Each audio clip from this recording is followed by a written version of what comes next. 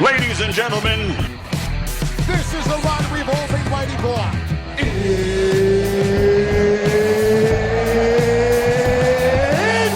good night, freaking Irene! Let's get ready to rumble! Time! And knows how to knock people the fire truck out. On this episode of the Fight Chase Muay Thai and MMA podcast, we are joined by Ryan. Ryan is one of the representatives of the IKF Point Muay Thai circuit. In these events, the competitors are allowed to test their Muay Thai skills in a controlled environment and a safe environment.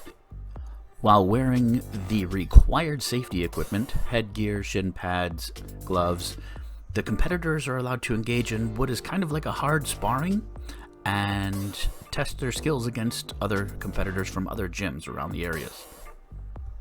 So let's get into this episode. Thank you and enjoy. All right, that's exactly how. Yeah. Let's just get right into it. Introduce yourself and your company, and then we'll just get into it and go from there. Cool. Yeah, as you know, I'm Ryan. I'm pretty much one of the reps of the IKF Point Muay Thai. We brought it. We brought the Point Muay Thai circuit and the ideology here about 10 years ago to Southern California first. It was in Northern California, but it was kind of more of very kind of unorganized smoker type deal. So we kind of just revamped it and pretty much just made it more for the fighters because Daniel and I were previous fighters, so we kind of know what they want. A lot of the promoters, here nowadays, like you said, they don't really, they're not about it. They don't walk the talk in a sense. Right. So yeah, and you guys pretty much know what we do. I could kind of explain more when we get some more questions. So Yeah. So basically, like we've had people that own brands. We've had fighters. We've had promoters. So what we like to do is just kind of get basically where your passion for martial arts came from. I'd say about 80%. I mean, what do you think, Kurt? Like 80% is ninja movies. That's the answer we get. Yeah, it's like, it's true for me. Like, and me too. Yeah. So, like, where did your martial arts journey begin? Oh yeah, so man, I remember my brother and I were always like, we were athletes and we were always into sports our whole life. That's all we did. We lived in a rough neighborhood. We were super poor. I remember my mom was like bouncing checks at the grocery stores. We were drinking pretty much like what was that powdered milk she used to get? This shit was wild. But my brother and I, my dad was a truck driver too, so he's always gone. So we're just always like alone pretty much. And we always watch what was the movie? I think it was a Bruce Lee movie, but there's like this cupboard. We were trying to karate chop it and like break it, and we're just like fucking up our hands. Like, yeah, it was funny. And I remember like I was like, what? Yeah, like I said, it does kind of root from martial arts movies and stuff. And we used to go like the anime movies and stuff. Oh man, what was that one? I'm trying to think. Avatar. Yeah. That was good. I remember I was stabbing. I was like, what was I doing? I had my mom's new knife, and my brother and I were stabbing the fence. And I remember my hand just slid, and I had this big cut my whole finger, and I had to get rushed to the ambulance. But that's pretty much where our roots. And I think I was like 7 years old, and then I started getting into wrestling. And I was pretty much the first state qualifier for my school. Cause our school was crazy, man. We had like high school shootings and a whole bunch of shit, a lot of gangs. This is a place called Olivehurst. It's like the meth capital. It's like worse than Bakersfield. Let's get that. Yeah. And anyways, yeah. I went to state and then I started. Yeah, we'll go from there. So you got into wrestling. It's usually one or two ways, like, karate or wrestling. Like we kind of have like the split where people are like, I got into karate or taekwondo and that kind of a traditional martial art. And then we've had people like DJ Jackson and Dave Mazzani and those guys, and they went the wrestling route. And it's like And I always ask them, I'm like, do you feel like wrestling is a martial art? And if we look at MMA today, there's not a good ground game really. That transition between a good stand up and a like a jiu-jitsu is wrestling. And back when like Randy was doing his thing, I mean wrestling, he was just control in wrestling was big. So I mean, so you got into wrestling. When you look back at it now, was it just a sport, or did you feel like, I mean, there's more discipline in wrestling probably than almost anything. So Yeah. No, that's a good one. Yeah, I mean, it's definitely a sport. I mean, I played almost every sport, bro, from to tennis, track, football, you name it, baseball, all that stuff. But wrestling definitely, and I started wrestling when I was in 6th grade. And it gravitated to me the most. I remember like my first like wrestling matches, I went 0-5. I was just getting obliterated, but I just stuck to it and just then my senior year I was like 50-2. Went to state and did really good, and then just to answer that question, I definitely think it's a sport. I think it's a very good base. As long as like you kind of understand, not to like keep on dropping, and you kind of get your fundamentals right on striking and kind of master that. It's definitely a good base because it really helps with the clinch in Muay Thai. So yeah, definitely a sport. so then you moved on from wrestling. Where did it start to expand out from there? Yeah. Okay. So after wrestling, I got a scholarship to go, but I was super burned out. You know how from the cut and weight and just even like with Muay Thai, like you get burnt out if you don't do it correctly. I had no mentor either, so it's like I'm in this ghetto school, just trying to get it. You know what I mean? I was the first one to get a scholarship there, but then this recruiter is hitting me up, this Marine Corps guy, and he was like, "Hey, you want to join the Marines?" And I'm like, he just talked me into it. I was like, "Hell yeah, I could be the first like Marine go to war." And I think it was after 9/11, so I was like, I had like a bad taste in my mouth. They definitely brainwash you to get you. I remember him brainwashing me and telling me all these things. I'm gonna get all these girls and stuff. And they literally they convince you to join. Like, yeah. I was never in the military, and I know a lot of people that were, but I never really even thought to ask about like the recruitment process, because you get a lot of those guys that had, after 9/11 we were like gung-ho and they just already knew they were going, and so like in your case you kind of go there and then what are they telling you? He was just seeing, that guy owes me like $600 too after my deployment. I remember that guy, because I remember giving him some money in his ass. Hey, because he knew, man, because I knew I was coming back like with a decent amount of cash, and him, hey, I need some help. Yeah, I'm gonna find that dude. Wherever you're at, man. You owe me $600, bro.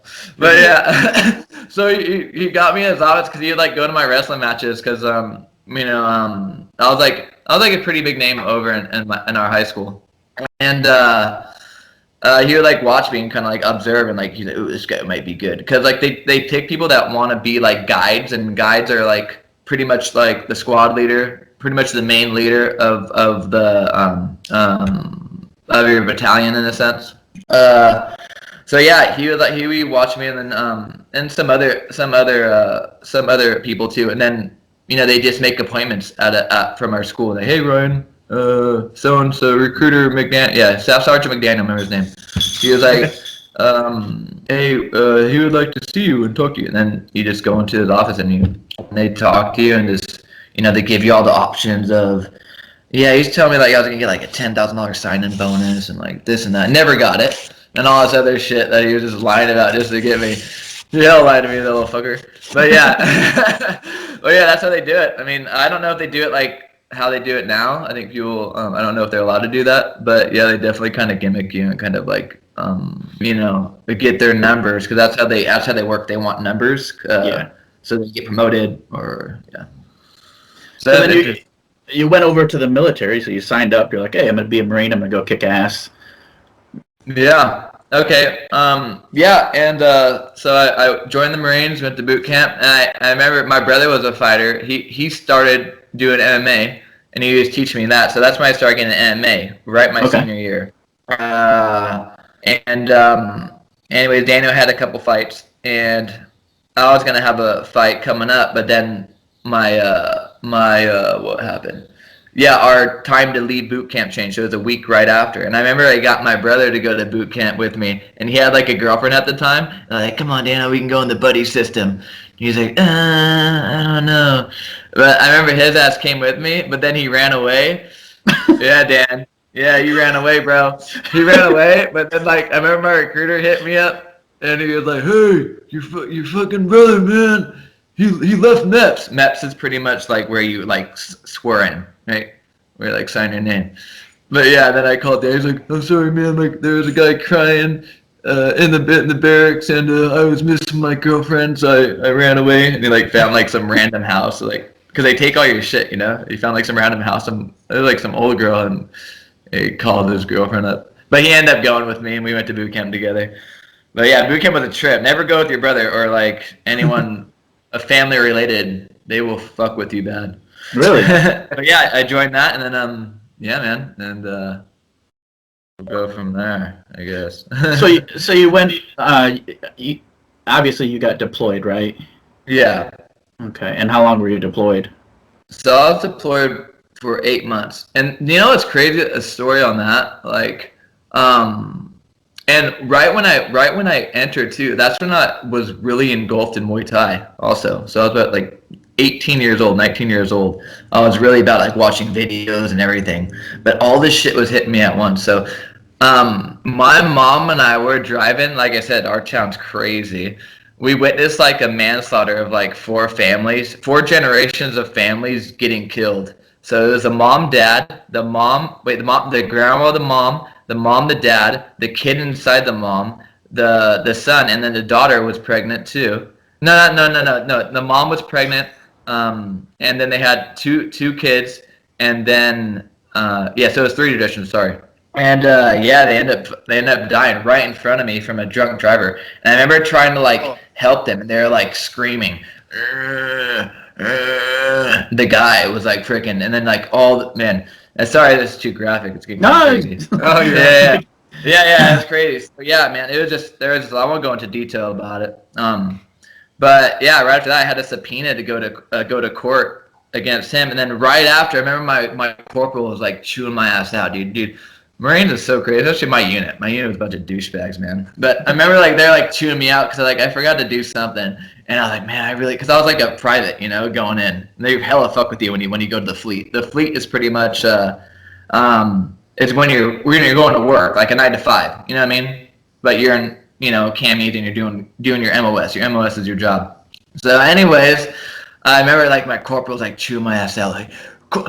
Private Hodges, you're gonna get back here and you're gonna do this, and I was like, fuck, because I was on it was like TAD, temporary additional duties, so you have to like go, because I got subpoenaed to court, and I had to testify this guy, and right after, like the next week, they're like, hey, you're going to Afghanistan, we chose you. I'm like, you fuckers, dude. I remember I had a girlfriend at the time too. I was like, man, dude, my girlfriend, you know, like when you have a girl, at that age, it's like everything, you know. Like, you miss my girlfriend. You're dying over there. It was super funny. But yeah, then they fucking set my ass off. They made me do all this training and take all these shots. I had to like talk about vaccine. I had to get the smallpox and anthrax shot. You know, like smallpox. They had it was like a big ass needle, and they like had to like. That shit was wild. And then I still have that scar from the anthrax. So they do smallpox. They stick it like 50 times. What the hell? At least you're a fat scar. I have to show you guys one day when I go to Thailand or whatever. So. But I'll see you insane. at the tournament. So, but yeah, I got deployed over there, and yeah, that shit was hell. So when you came back, so you didn't get to have your fight before you left. Like where? So once you're done in the Marines and you come back, like where does your martial arts journey come from there? Okay, perfect. So my brother started getting really into so he was getting into MMA because he was a prior wrestler too. He's like you know how like a lot of athletes, they want to fill that void. They want to figure out, like, they want to compete still. They want to test their body. They want to test their skills, you know, and that's sometimes like that's life for people. You know what I mean? Or they find their calling. So Daniel got into it. He was a reservist, by the way, so he wasn't active duty. Reservist is pretty much, you go once a weekend to drill. They call it drill. So he started getting into mixed martial arts. He had a couple of fights. I think he fought Ken Shamrock's nephew or something like that. Really? He got rear naked choked. But it was a good fight. But Dana wasn't really a jits guy, you know what I mean? And he was his first time. But yeah, he fought America because Ken Shamrock was there, and I went to one of his fights. He was like, "Oh hey, I'm fighting Ken Shamrock's nephew." But anyways, and so right when I hit 18, that's when when I came back from Afghanistan at the age of 19, that's when I started getting into training. I had a gym in Oceanside called Pilot Billet Training Center. Those motherfuckers owe us $10,000 too, because we had a fight shop there, man. The grimy people, Bill Pilot, yeah. You know what's up, bro. But anyway, so went there, started training, and I took a fight at 19 years old, full contact. Actually, no, I did a couple smokers, and I fought I remember I fought this guy that was like 175 pounds, and I cut to like 130. And I was like, man, yeah, dude. Even though like it was like regulated, but yeah, bro. That's why I do these like point Muay Thai, man. Like, 'cause honestly, you could screw an athlete if you have them fighting like a smoker. It could destroy their mind state. You know what I mean? But yeah, and I took a fight in what was the date? Yeah, when I was 19 years old under Johnny Davis's. It's so funny because Johnny Davis is actually the owner of this is his concept, and we kind of like just modified it with like the point Muay Thai and stuff like that, and kind of we've been building this huge thing together. But Johnny's like the elder. You can research him. He's like a 3-time world kickboxing champion. But I did his promotion, and yeah, my brother was my corner. Yeah, that was my first competition, and I remember I was always like. I was a corporal at the time because I ranked up when I got back, and I remember always be in the office, like this back room, because I'd be cutting weight. Cutting weight sucks, man. I'd be in the back office watching like Muay Thai videos, like, man, I'm gonna be this good. But no, dude, my technique was so bad because I was like I was training with this MMA gym, and a lot. No offense to MMA gyms, but a lot of them like, especially like. A bad MMA gym, their Muay Thai is not the best. You know what I mean? And even the good ones. Yeah, even exactly. The good gym is it's like a whole different. It's MMA Muay Thai. Yeah, it's a whole different art. Yeah, dude, man, Muay Thai is so awesome. I love it. But I remember like Kurt and I, like I said, we trained at Vanderlei's gym, and we had I started at Vanderlei's gym doing Muay Thai, and so in my mind I'm training Muay Thai, and Kurt had you trained Muay Thai some kind of stand up other places first before you went to Vanderlei's. Yeah. But then we got to Vanderlei's, and I mean, Vanderlei's the axe murderer. Like, he was in the gym with us, and his Muay Thai is like this. And he's just like a Hulk. Like he's just a monster. Dude, that guy is a Hulk, man. Yeah. So we obviously were learning techniques, but until I don't know how it was for you, Kurt, but until I went to Thailand, I was like, what the fuck? Yeah. I was like, oh, there's no 20 punch combos. There's no wild cardio in between all your rounds. There's none of it. It was a different world. Not that the MMA Muay Thai wasn't good. It was MMA Muay Thai. It just wasn't Muay Thai. Yeah, no, that's so true. But yeah, that's awesome. That's so true because I remember. So after I did all the training, cutting weight, I was like, and I remember I had to leave the pretty much you're not allowed to go anywhere further than I think 96 miles radius in the military. I was like, fuck it, let's just go. And I remember I got NJP'd for it too, for fighting. You pretty much get your rank taken and shit like that. So I was like, fuck it, let's do it. So Dan and I ended up going to Oakland, doing all that stuff, what fighters do. And I took the fight, and I remember man, dude, I'm gonna fuck this guy up. Dude, I thought I was the best. I was shredded, freaking ready, Marine mentality, no idea about Muay Thai, but I did like 3 months of training. Had a couple smokers, and I was like, dude, like I'm gonna crush. Man, I ended up winning the fight, but hella luckily. That's when I figured out, like, man, my clinch ain't really helping out with this, dude. Because like there's a certain way to do the clinch, There's a certain technique to grab and do it, and this guy would just clinch me up and like just start kneeing me. I'm like, I'm just moving forward. I remember like being a wrestler, like you're always like you're more tilted down in a wrestling stance. So I was still used to that, and that guy up kicked me in the face, bro, hell hard. So I was like trying to go overhand right. And that's all, because I didn't know how to punch. I was like punching like this, bro. I was like punching like straight. You know what I mean? Like very like fluid. You know what I mean? So I was just like Wanderlei style, like you're saying. You know what I mean? And that guy fucking freaking up kicked me, bro. Boom! And it lifted me in there. I was like, fuck, dude, I'm not gonna lose. But I had that like rundown mentality of just to win. Like I did not want to lose. You know what I mean? But then I just started learning, like, man, I need to go to a real Muay Thai gym. I need to learn. This ain't MMA. This is like, it's a whole different art. Yeah. And that was 3 months in, and like I said, I mean, I didn't have any I had that smoker and stuff, but I had no idea what it was to be like in a ring.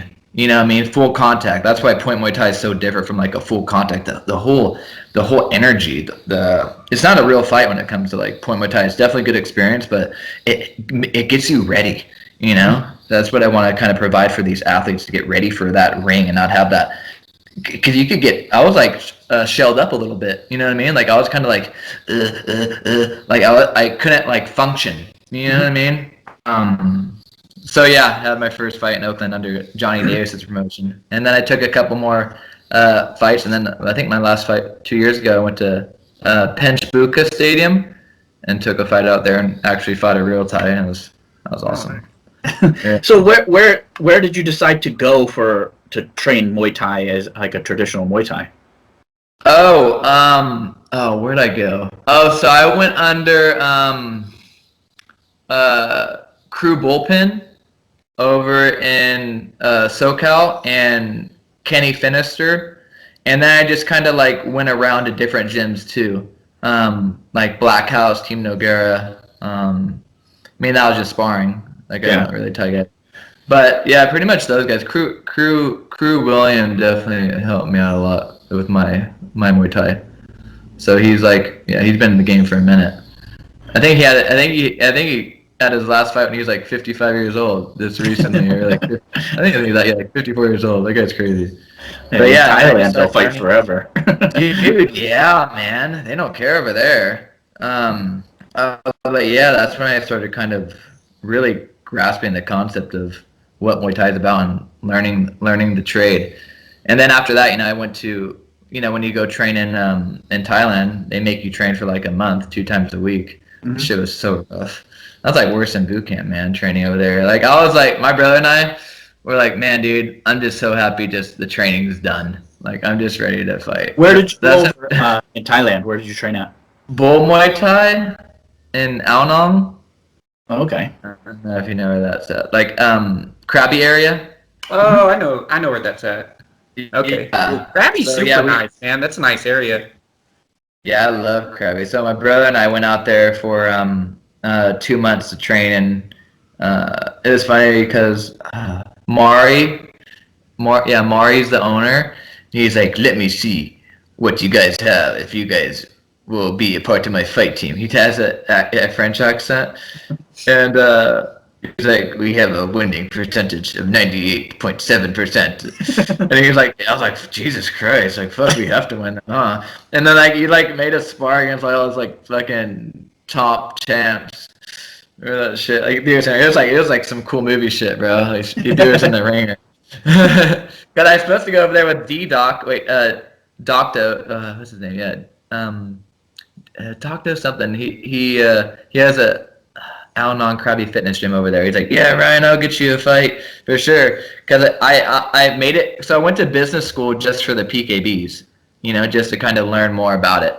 To make it the best concept for fighters. And I remember my internship was a global entrepreneur businessship, and it's a global entrepreneurship apprenticeship program or something like that. But I remember like I made it for Muay Thai to go over there and work a gym.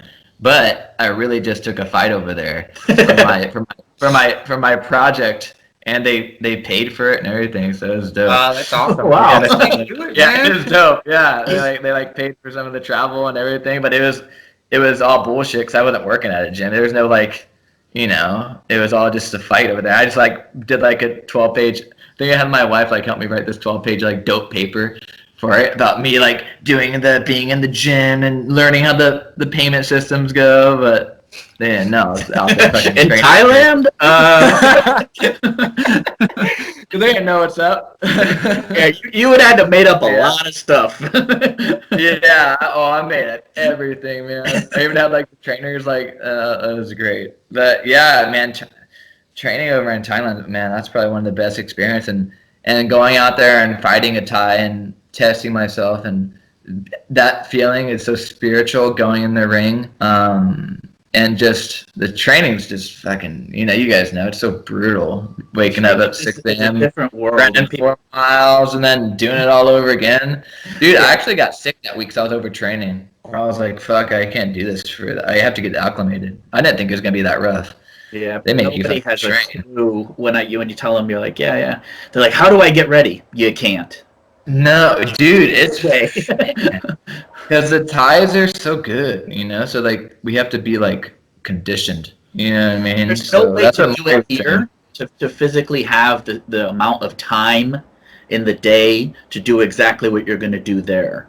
Like, when you're there, and if you're doing 2-a-days, literally you're taking naps in between. That's it. You're eating and taking a nap. That's it. And then when you're done at night, you're done. You're just done. So you're not playing video games or texting people. No. You're just done. And so if you're a Thai fighter, you're doing even less of the extra shit, and you're literally just training. That's your life, and it's insane. So it's insane, man. You have to be there to be able to get that. You have to. Yeah, that's what I want to bring to fighters too. Like that's why we do a program for our athletes now. We have it in our Thailand fund, but we're sending 2 athletes to Thailand to go like train and possibly compete over there and kind of give back. But yeah, like you said, it's wild. It's a wild experience going over there and training, and just like you said, man, the mentality of Monday through Saturday, that's all you're doing. Yeah. Almost damn near 7-8 hours a day, just it's getting it. And I remember Mario's like, you will snap your leg if you don't kick correctly. You have to find the target. And I thought I was gonna snap my leg in there, bro. And I was kicking him. I was like, man, I don't know how those calf kicks are working, bro. Oh yeah, no, what's his name? Fucking snapped his leg on that calf kick. Oh, Weidman. Weidman, yeah. Calf kicks ain't coming in handy anymore. No, I remember that guy was kicking my calf though. That shit was hurting. I was like, man, I just gotta check it. Let's go a little more in. And then I remember I fucking checked it perfect. He's like, oh yeah, that shit hurts. That shit hurts you, huh? Yep. I was like, yeah, it's just a little bit of a turnout to get that shin in there. And then they're gonna be like, "Oh crap, I shouldn't." Exactly, and that was the problem. It became such a fad in MMA because nobody Kurt did like a breakdown on how to counter it, and it was literally nice, yeah, oh yeah, turn. That's it. Yeah, turn your foot out. That was the whole tutorial. That's right. The thing about Muay Thai, it's the fucking little things, man. Little things go so far. Little freaking adjustments, just to fucking. Break away from the bad habits and just kind of use the fundamentals and tune in on that. You know what I mean? The biggest thing is fundamentals in Muay Thai. I've learned is any gym that I've gone to, and I've gone to so many gyms over there. No one's doing anything fancy. Mm-hmm. The most fancy thing you're doing is a spinning elbow. That's it. Yeah, for sure. But every gym, you're doing the same thing. All the fighters are doing the same things. They're not doing any wild shit, The most out of the box that I've seen was at Pettendy, is they use more body shots. That's it. Like in traditional Muay Thai, they're not usually hitting in the body because it doesn't score well. But those guys under boat over there, they use body shots because obviously body shots are very effective, and they're trying to finish fights. So it's like. traditional fundamentals is huge. And when I was coaching here, I remember I had a father and a son. The son was like 15 at the time, and he's like telling his dad, "Didn't we just do this? Like, didn't we do this last week?" And his dad goes, "Are you perfect at it?" And he's like, that's good. It's like, yeah, that's why we keep doing it. Yeah, it's muscle memory, man. Back. I know it gets boring, but yeah, well, you have to. Yeah, like you said, I think honestly, the basics and mastering the basics are what wins fights for sure. When you get to those crazy, spinny type ordeals, spinning back kicks, spinning side kicks, I mean, you can get caught unless you're freaking, unless you have done it thousands and thousands of times. right. The basics is what wins, and that's what we kind of we try to promote at our tournaments. Is pretty much getting your foundation and mastering your foundation and moving forward from that. Controlling your emotions, not getting too aggressive in the ring, because you'll see a lot of fighters, they see red, and you just calm them down. We want them to get used of that feeling. It's a weird feeling sometimes in there, man.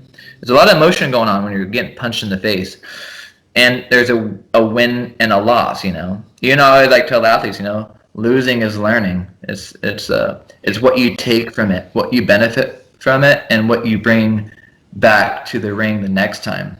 So yeah, fundamentals are everything. So it's the same like when I would spar with my guys, and they're like, they would not like sparring with me because I had a very traditional Thai, relaxed, straight up, not a lot of head movement, not jumping in and out. And they're like, they're like, the fuck do I do? Why do you just keep coming forward and you're barely moving and you have this rhythm? And I'm like, well, that's just how I do it. Like that's the timing. That's the timing of it. Just feeling the emotion, and you're not exerting a lot of energy either. Exactly. You're kind of just there and just kind of just waiting it out and then picking your shots collectively. And I love that. You'll see a lot. Kurt has probably seen like some pretty dope fights in our circuit. His guys probably there's a lot of good fighters in his gym. I mean, they're always at the gym. I've seen him, like I said, I've seen him a couple of times. But you know how the tournaments are, man. They're crazy. They get wild. You got like a million people talking to you. Yeah, there's so So I have a better system now. We just patented the first like Muay Thai matching program that we coded, because my brother is going in.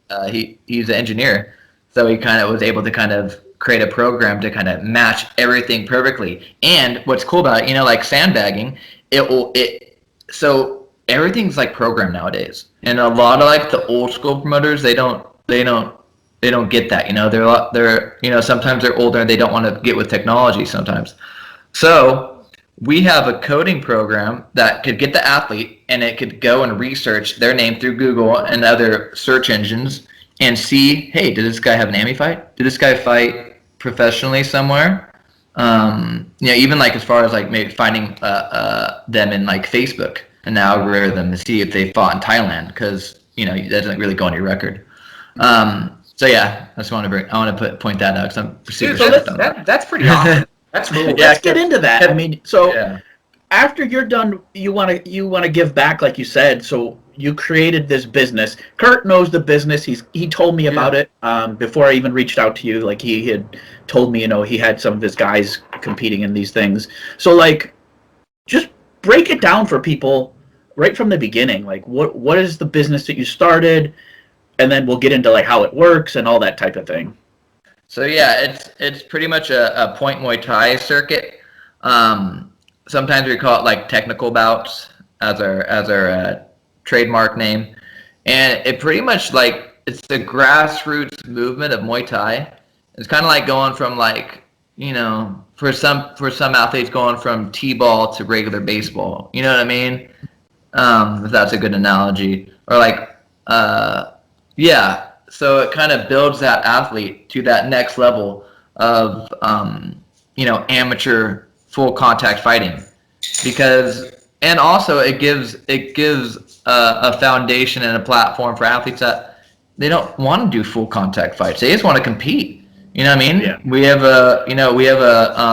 an elder division too that 40-year-olds, 50-year-olds can compete, because some people they want to feel that feeling of being able to have a competition. Because a lot of people out there, man, they have never competed in their lives. Yeah. You know what I mean? And they want to get into something.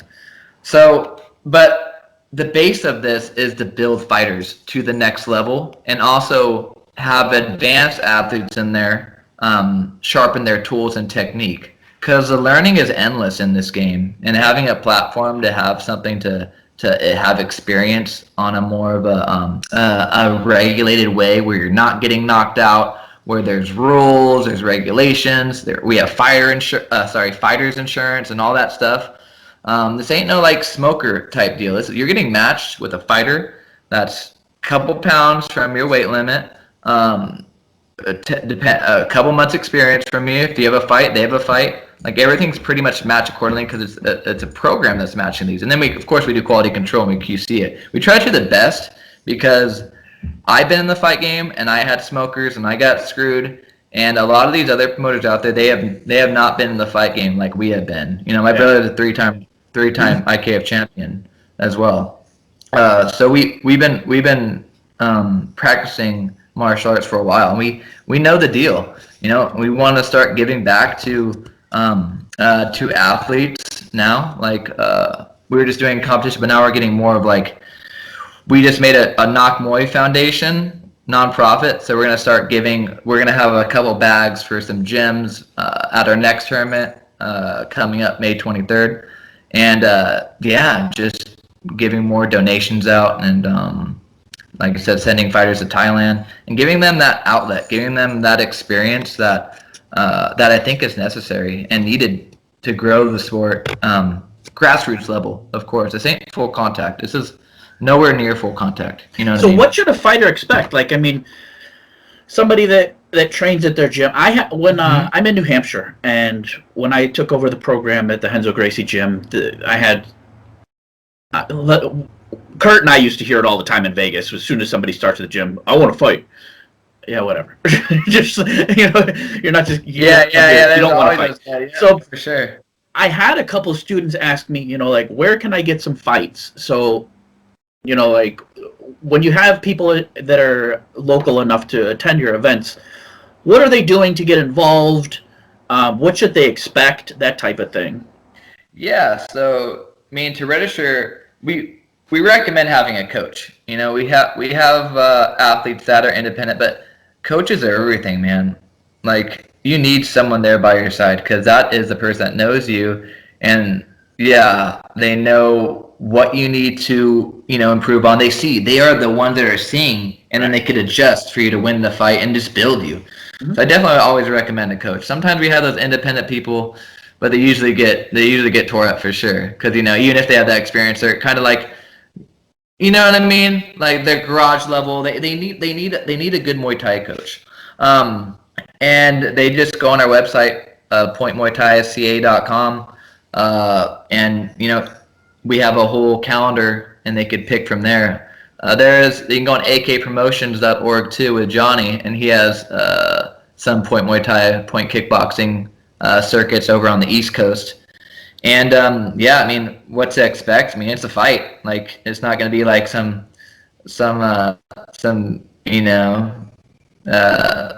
small contact there. It's going to be, you're going to be in there, you're going to be getting hit.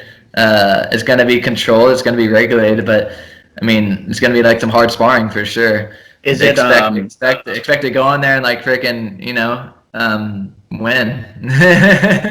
So is it headgear and shin pads? Yeah, it's fully geared. Everything. We try to. We always check the gear too because we always have some athletes coming in with maybe 14-ounce gloves, or if they're 16-ounce gloves, they're from Pakistan. They're looking a little ghetto. We're gonna have to provide them with some real gloves. You know what I mean? I just don't trust the manufacturers over there for sure.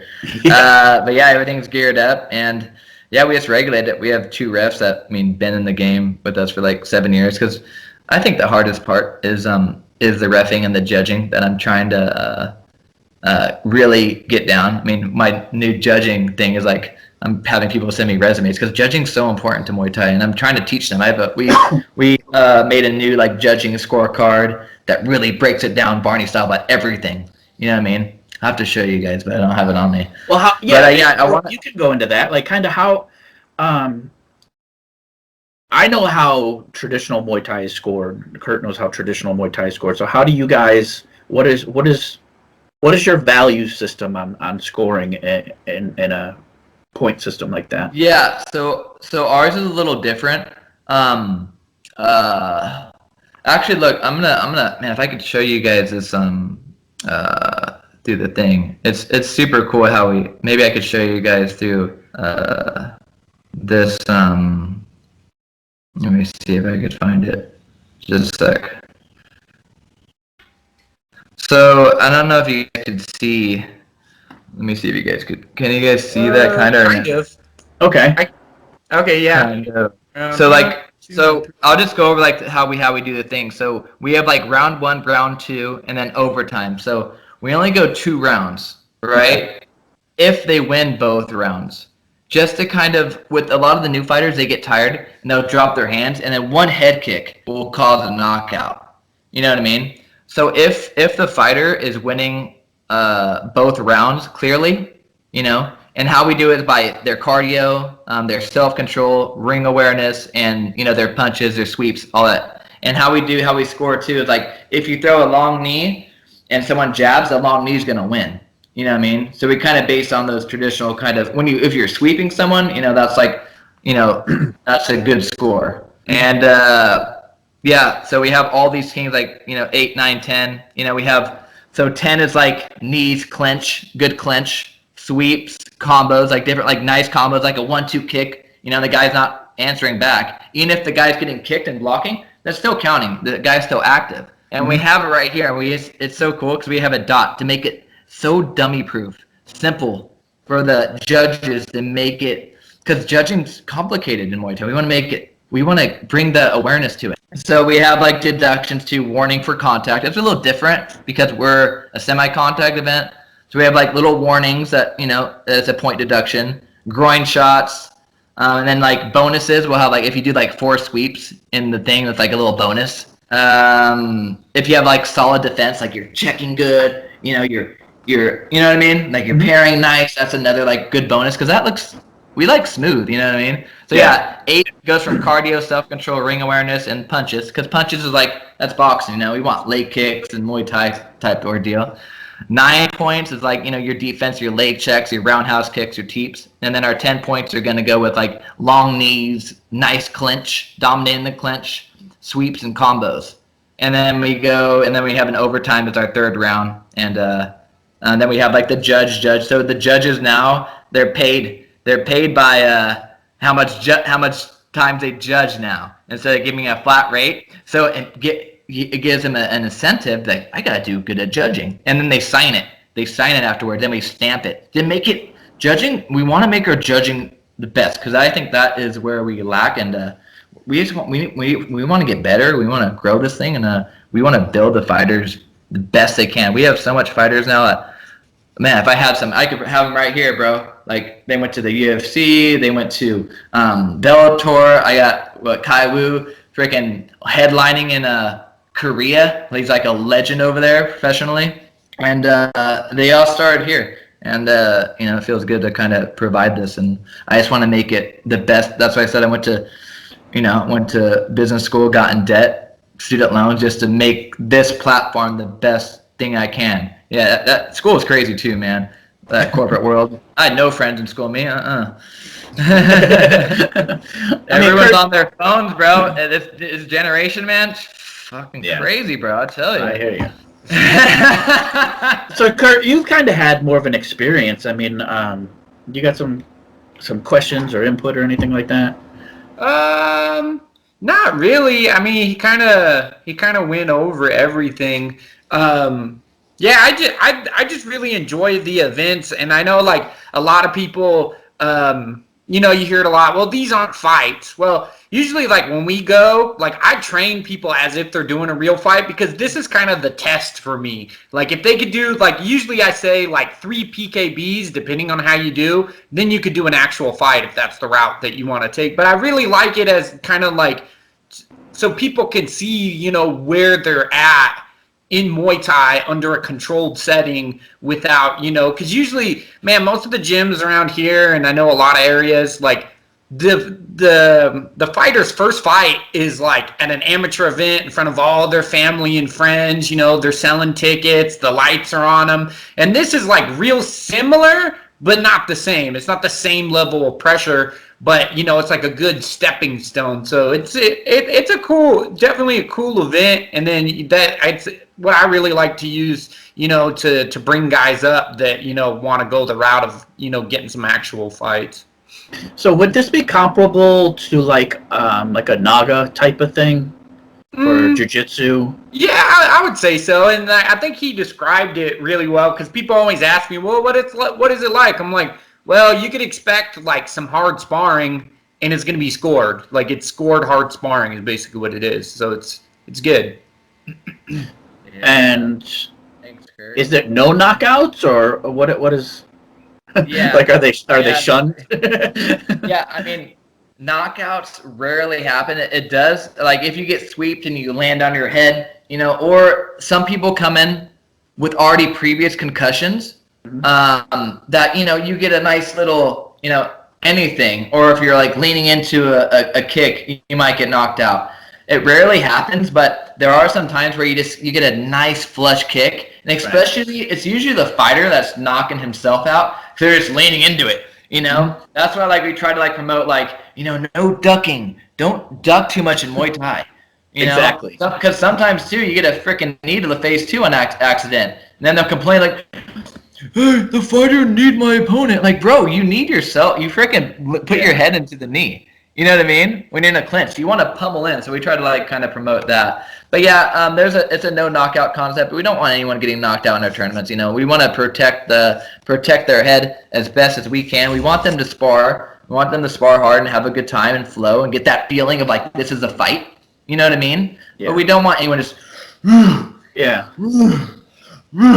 just freaking it seems like it's super hard to prevent that sometimes. It is, yeah, and that's why you're saying, they just see red, they just want to go. Like, so you see some brawls for sure. So that's why the refs are always sweaty as fuck, because they're like, oh, guys suck, especially with the beginners, because they don't know how to control themselves. So that's when we step in, and we're here to control your emotions, because once you can control your emotions, you can kind of control the fight. And you control your mind, your body, and spirit. You could bring that to other circumstances of your life, your relationships or whatever. That's why Muay Thai is amazing. That's coming from that Buddhist philosophy, and I just want to promote the shit out of that and just build it. And we also do little arts. I want to bring some art people in, do some art Muay Thai guys, and want to bring the culture, and do some traditional Ramoy. All that stuff, and have some dancers come out. I want to have some Buddhist monks come out. I want to make it big and make it fun. Even though, it's not an amateur, but we can make it. We could, create this own road show and make this platform bigger, better, and amazing for the athletes, the coaches, the spectators, and keep on forward marching, pushing the concept and building Muay Thai. 'Cause I think a lot of like Kurt, I mean, he's enjoying it. It can get crazy at times for sure, but we're now. I got some foundations for the mat. Everyone's there on the mat and stuff. So I got some barriers now, man. So now it's coming in. So it's getting too big. Kurt probably seen it when it was not too big, when we were having maybe 60, 70, 80 fighters. Now we have 250 fighters. Wow. You know what I mean? In one day. We went to an event in Rockland, and I remember I was like, man, this line seems way too long for this event. Yeah. Man, there was exactly like that. Yeah. You aren't ready for that. So it's just my brother and I doing this. Then now we're we have a whole so that's why I haven't went to business school, because I have to hire on people that are good, that know Muay Thai, that are good for the sport, that are not some freaking, you know what I mean? Not some grimy people. I want good energy. I want good vibes. I want that high vibration culture with my team. So like Kurt was saying, man, we had a big ass line and we didn't know how to handle it. We had one scale. We just had to roll with it. Sometimes it would get a little stressful for us because there's a lot of energies, a lot of people. There's some Karens too, where's my son? You know, you get a lot of that, so you have to have good customer service. And my brother is definitely not good at that. Like, he's like more of like the fighter, but he's like more like the analytical side. So we balance. We're like the yin and yang, man. So we definitely balance. Because Dan's like, okay, dude, like you'll never give anyone time of day if someone's like complaining. But in your matches, so you have headgear, shin pads. Is it full like Muay Thai? Like you're using elbows also? No, I want to get that though. I want to have elbow pads, and I want to kind of like implement like some like elbows into the circuit. That would be amazing, and maybe some some good knee pads too. You know, maybe we could get that later on. But yeah, we don't do any of that. No knees to the head, no elbows, not yet. I'm working on that with the commission, like getting like some good elbow pads that we could provide. Because then now, oh man, that'll even give it a more like Muay Thai feel, Yeah. That's what Muay Thai does. So it's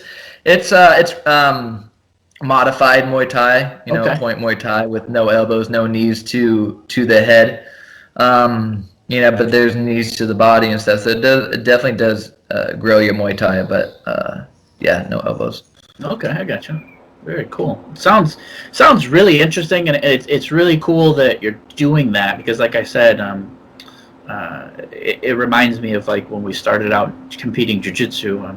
Kurt and I have both competed from Naga's Grappler Quest's 5 grappling worlds. Like we've gone the whole gamut. How's that? Worlds is a fucking different. Yeah, I bet. That's crazy. You guys went through all the cycles. Yeah, like we competed at Worlds in 2013, and it was what, 5 days, Kurt? Wasn't it like it was something insane? Yeah, I think it's like Thursday, Friday, Saturday, Sunday, or something. Yeah. Wait, you're competing each day? No, you compete like on your day. Oh, okay, I'm like, dang. No, so like, but there's that many people. How many people do you think? Thousands at least. 1,000. Like it's Worlds, so I mean, I want to get like that, man. That would be awesome. But I would just need a huge team. That would be. The thing though is like Worlds is everybody from beginners to the best of the absolute 10-time world champions. Whoa! It was and then their teams, the Brazilians. It was insane. They're about that life, man. So it's in gi. Yeah. Well, we've done no gi worlds. We did gi worlds. We did. Dude, gi's a whole nother level. I did gi for a little bit. I got my 3 stripes on that white belt. Yeah. But I only did it for like 2 months because, like I said, I was a wrestler. But with my no-gi, like I was able to manhandle like blue belts, you know what I mean? Yeah. But with the purple belts are on another level. It's just a whole other art. I remember, dude, it was so funny because I was a wrestler. What's his name? Josh Clark. Josh Clark. I think that's his name. I think so. But he was super good. He owned Blackline, and AJ was there. AJ Williams, he was a Bellator fighter, and some other people. But I was like, I put on this gi that I got because I owned a fight shop there called the Inertia Fight Shop at Blackline years back. It's called Carlsbad Kickboxing Club now. But anyways, I remember I put the gi on, and I was like, dude, I'm gonna beat a black belt easily. You know what I mean? Like this is gonna be easy because I was a wrestler. Like this is gonna be cake, and I'm like. Dude, I'm getting tapped out by everyone. Like, whoa, this is a whole nother game. Yeah. You know what I mean? Because you don't know any better.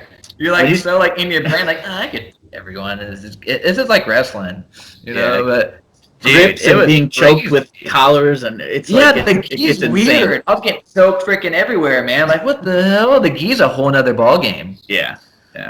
But I mean, it's pretty cool that like your organization is kind of like in the beginning stages of becoming something like that for Muay Thai because, like I said, I had students ask me, what can we do? And I'm like, other than an amateur fight, like an amateur Muay Thai fight or something like that, I didn't have another option for them. And then these aren't people, like you were saying, these aren't people that want to be fighters. They want that experience, and with jiu-jitsu it's so easy. There's so many tournaments now. You want to compete, man. We have Good Fight and all these other just random ass tournaments that you can go to on any given weekend, and you can get your jiu-jitsu I've competed experience and see if it's for you. And that's what I did to start, is like I tried one and I was addicted. Like we were competing like every other weekend. It was insane. So it's like with you and Kurt. Kurt would go to, yeah, Kurt was like one of my main training partners at Vanderlei's. Oh, no. And we would travel all over and go to all the different tournaments and things like that. And it, like you said, though, with a coach, because Kurt was, at the time when I was white and blue belt, Kurt was still purple belt.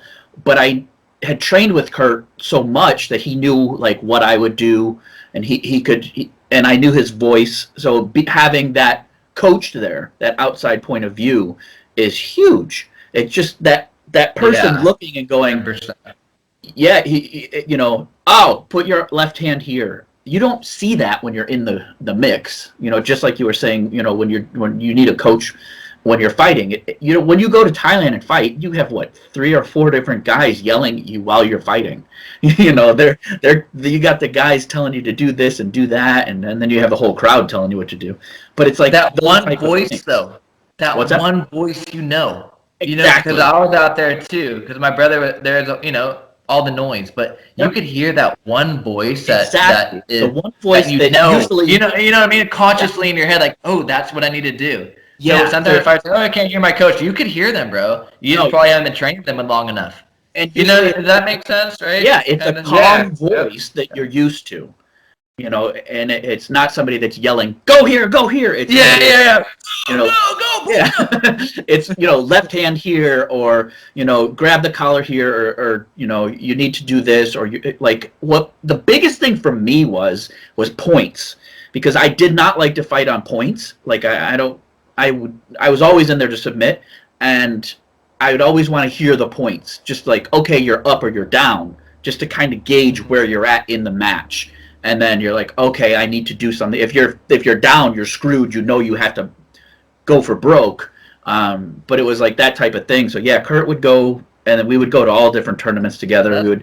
And then it was cool because like I wouldn't want to do a tournament, and Kurt was like, oh, I'm doing a tournament. Well, all right, then I have to use that type of thing. And like, Kurt, Nogi Worlds, well, like, I guess you going? Yeah, and we get a hotel and shit like that. So that's pretty awesome. How long y'all known each other? 2000. I started at Vanderlei's in 2012, I think. I think I started in 2011 or 2010 when That's I amazing. moved over there. See that martial arts, man, how it just brings just these like-minded individuals that are dope. They're awesome. Good people, good energy. And that's how I just want to promote them. I don't want to promote people competing. I think competition is very important. It helps with your whole life. It's not just what happens on the mat that day. It kind of it opens your eyes to what more you can do. It opens your eyes to the points that you can be pushed to. And do you have what it takes to go past that point? Or are you like, okay, I'm going back to my office? Yeah, are you content?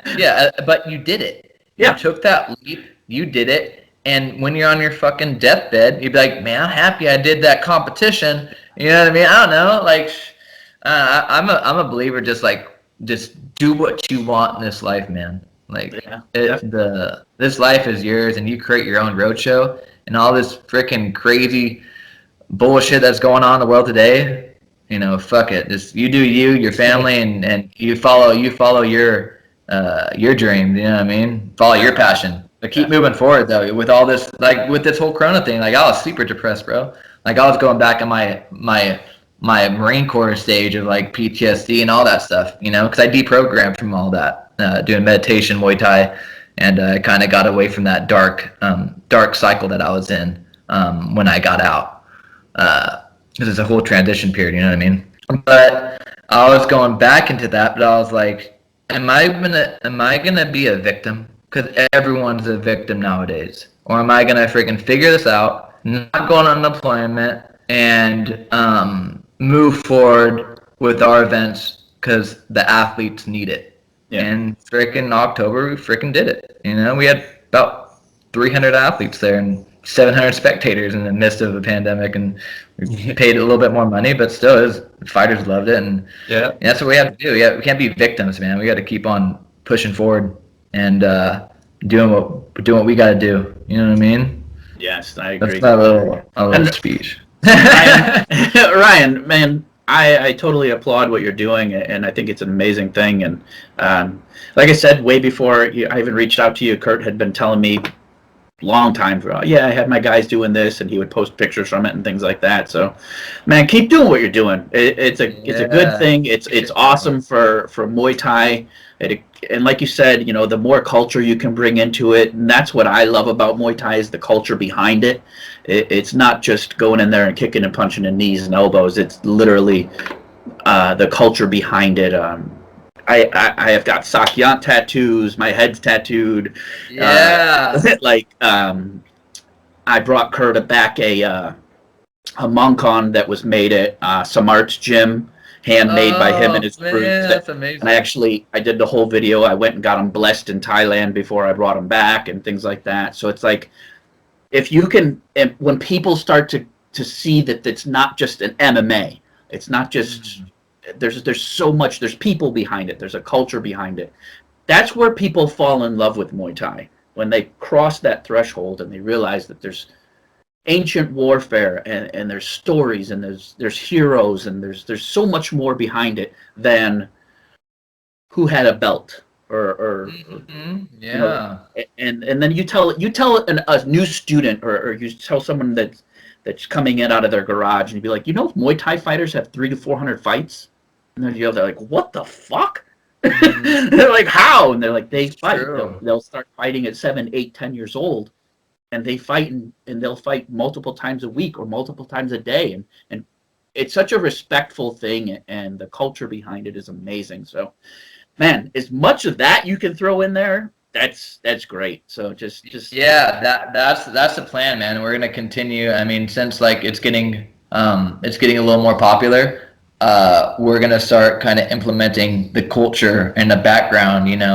Having an announcer kind of give a little story of what Muay Thai is about to the audience. As long as we could expose Muay Thai in a positive and collectivist way and bring the attention to the community on a grassroots scale, I think it's definitely going to build the Muay Thai community. And, Kurt has been to it, and, he says he enjoys them. And I just want to continue to make that better, make it more organized, not have lag time. I want to have these fighters time slot, ready to go, get your experience, but with no hassle, no BS, you know what I mean? All transparent.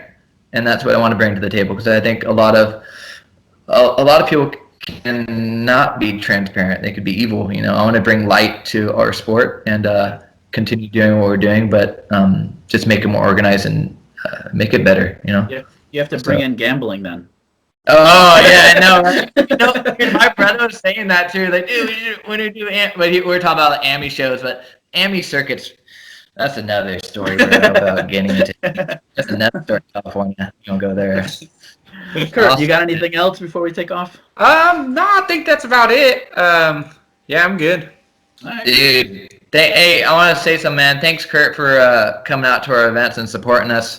I appreciate it. And I want to give a shout out to my brother and Johnny for getting me into, Muay Thai and kind of bringing this on us. And, I'm just more of like the mind and kind of building it now. So shout out to you two, and of course my wife, Jack. So appreciate y'all, man. Kurt, thank you. Appreciate you putting on the event. Definitely appreciate it, buddy. We'll talk to you again later, and I'll send you a message before we put this out, all right, buddy? Cool. Yeah, dude, you guys rock, man. Appreciate it. It's really fun. Thank you very much, man. I'll talk to you later. Okay, cool. Later. Thank you once again for listening to the #1 combat sports podcast, the Fight Chase Muay Thai and MMA podcast. You can follow us on Fight Chase on all the social media, YouTube, Instagram, Facebook, all that good stuff. And also, don't forget you can support us at any time going to the anchor.fm/fightchase, hit the support icon, and you can support us for as little as 99 cents a month. We truly appreciate it. Thank you for listening. And Kurt, don't say boom. Boom.